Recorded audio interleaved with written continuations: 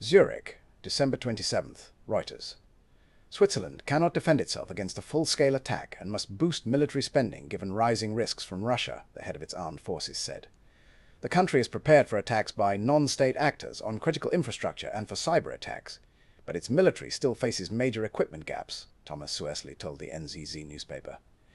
What we cannot do is defend against threats from a distance or even a full-scale attack on our country, said Suessli, who is stepping down at the end of the year. It's burdensome to know that in a real emergency only a third of all soldiers would be fully equipped, he said in an interview published on Saturday. Switzerland is increasing defence spending, modernising artillery and ground systems and replacing ageing fighter jets with Lockheed Martin F-35As. But the plan faces cost overruns while critics question spending on artillery and munitions amid tight federal finances. Suessli said attitudes towards the military had not shifted despite the war in Ukraine and Russian efforts to destabilize Europe.